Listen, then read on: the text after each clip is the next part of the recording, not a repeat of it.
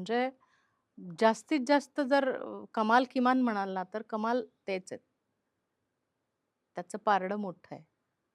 असे इतके प्रसंग आले माझ्या आयुष्यामध्ये, की ज्या वेळेला मी स्टेजवरती उभी आहे आणि मला आत्ता गायचंय. असं असे प्रसंग खूप आले.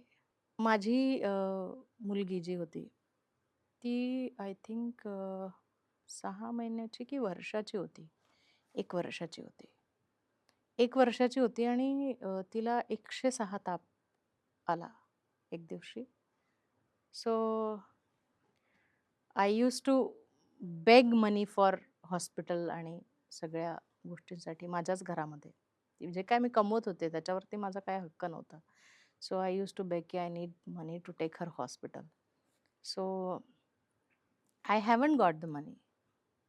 I got the answer, if you want to get her treat to or take her to the hospital. So मला असं उत्तर मिळालं, की माझ्याकडे पैसे नाहीत. तुला काय करायचं? न्यायचं असेल ने, नाही न्यायचं असेल नको नेऊ. सो दॅट वॉज तिथून माझ्या आयुष्याला खरी जी 360 डिग्री म्हणतो ना आपण, की माणूस कसा स्ट्राँग होतो आणि कलाटणी मिळते. सो मी तिथून माझ्या बहिणीला फोन केला. तिला तिला असं सांगितलं, की असं-असं आहे. त्याला ताप आहे, 106 ताप आहे, खोकला आहे. खूप जास्त खोकलती आहे आणि मला समजत नाहीये काय करू? माझ्याकडे रिक्षाला पण पैसे नाहीत, मी काय करू? ती मला म्हणाली, "एक काम कर तू, तिकडनं बस." ती माझी मानलेली बहीण हं. इथे माझं ओह! रक्ताचं कोणीच नाही. ती माझी मानलेली बहीण. सो ती म्हटली मला, की "तू एक काम कर, तू रिक्षात बस, टॅक्सीत बस आणि इथे बँड्रापर्यंत ये आणि बँड्रात आल्यानंतर मी टॅक्सीवाल्याला पैसे देते." हं. तर मी तिकडनं तिला अशीच घेतली खांद्यावरती आणि उचलली आणि हॉस्पिटलला आणली. हॉस्पिटलला आल्यानंतर डॉक्टरला सांगितलं 106 ताप तिला आहे. डॉक्टर म्हणले अजून थोडा उशीर केला असता तर मुलीला ते मिरगी वगैरे येतं. त्याच्यात ओह! मुलगी तुमची जाऊ शकली असती.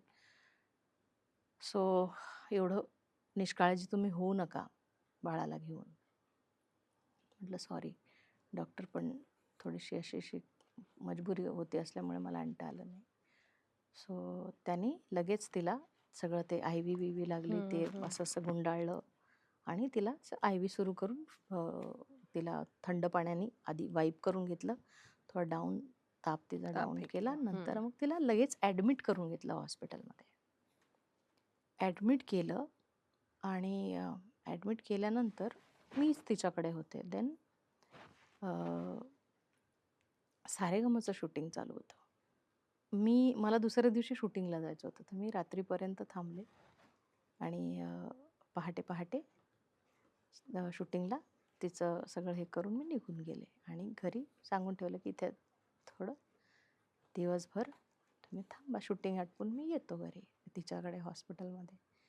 मी शूटिंगला गेले.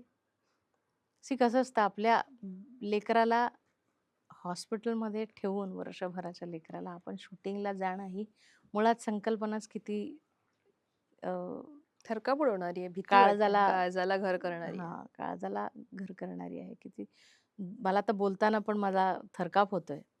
सो त्या कंडिशनमध्ये पण मला जाणं भाग होतं. म्हटलं नाही मला जाणं भाग आहे. सो मी इथे थांबून ठेवलं, की "तू थांब मी जाऊन येते." सो मी गेले. तिकडे आय थिंक कविता कृष्णमूर्ती वगैरे होत्या त्या एपिसोडला आणि अजून कोणतरी होतं. आणि माझी सगळे टर्न बाय टर्न येतात ना स्टेजवरती. हं, आता हं. माझी टर्न होती. ते असं असं फिरवलं, फिरून असं येतं ना समोर. हं, हं, हं. तर फिरून माझ्या हातात माईक, माझ्या हातामध्ये ऑरेंज कलरचा ड्रेस घातला होता मी. असं मी फिरले आणि असं चालत समोर येऊन तिथे त्या आपल्या मार्कवरती येऊन थांबायचं असतं. हं, हं. मी मार्कवरती आले, मार्कवरती येऊन उभे राहिले आणि आता असं गाणं सुरू करावं. हं. तेवढ्यात मला समोर तिचे वडील दिसले. हां. मी मला 2 मिनिटं सुचलंच नाही, की आता काय विचारायचं इथे? हं. मुलगी कुठे आहे? आणि मी इशाऱ्यानेच विचारलं.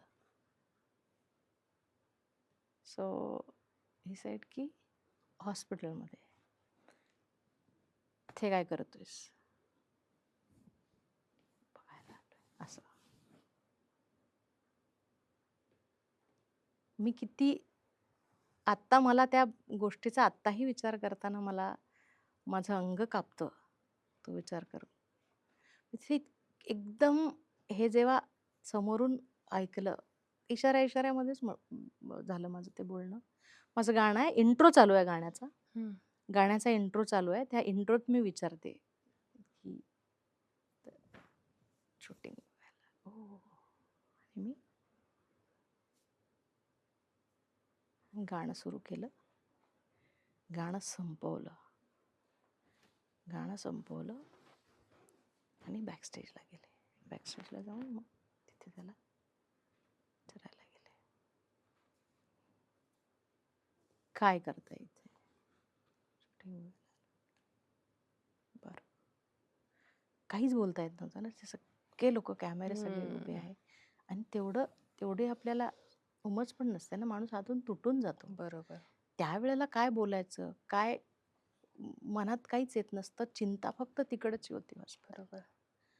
बॅकअप कधी होईल, बॅकअप कधी होईल, बॅकअप कधी होईल विचारते प्रोड्युसरला. मला सांगा. लवकर जाऊ द्या, माझी पोरगी ॲडमिट आहे. त्यांनी मला सोडलं. तिकडनं थेट माझ्याकडे I-10 होती तेव्हा. थेट चाबी मारली आणि हॉस्पिटलला गेले. त्या इन्सिडेंटने मी खूप बदलले मी त्या इन्सिडेंटला. नंतर मग माझ्या लक्षात आलं की आपण किती एकटे आहोत. सो तिथे गेले, हॉस्पिटलला बघितलं. म्हणलं मग 4-5 दिवस नंतर काही नव्हतं. वन्स इन अ वीक असं काहीतरी असायचं शूटिंग. तर बाळाला घेऊन घरी गेले. सो असे काही इन्सिडेंट असतात की जे तुम्हाला शिकवतात बऱ्याच गोष्टी. शिकवतात आपल्याला उभं राहायचं असतं. त्यावेळेला सूर निघत नसतो, आवंढा असतो. हो, ऍक्च्युली आवंढा जेव्हा गिळून आपल्याला गाणं गायचं असतं, ते किती कठीण असतं हे तो अनुभव मला एक्सप्रेस नाही करता येत. आयुष्यातला टर्निंग पॉइंट चांगल्या अर्थाने तू सांग मला, कुठला वाटतो तुला तुझ्या आयुष्यातला टर्निंग पॉइंट? माझे अशाच सगळ्या गोष्टी झाल्या. नंतर मी ठरवलं की मी माझ्या मुलीसाठी जगणार. काही झालं तरी माझ्या मुलीला छान, जितना भी है अंदर, असं तिच्यासाठी करणार. टर्निंग पॉइंट काय होतं की प्रत्येक गोष्ट जी घडते तो एक आयुष्यातला माइलस्टोनच असतो ना. बरोबर. प्रत्येक गोष्ट जी घडते तो आयुष्यातला एक माइलस्टोनच असतो. तो तुम्हाला काहीतरी एकतर चांगलं शिकवतो किंवा एक धडा तरी देतो. एकतर तुम्हाला एक तुमच्या सक्सेसमध्ये एक चांगला माइलस्टोन ठरतो किंवा काय नाही करायचं हे तरी शिकवून जातो. आणि खरंच म्हणून तू म्हणालीस ना की मागे वळून बघताना का दुःख होतं. प्रत्येक लहान बाळ हे चांगलं बालपण डिझर्व करतं.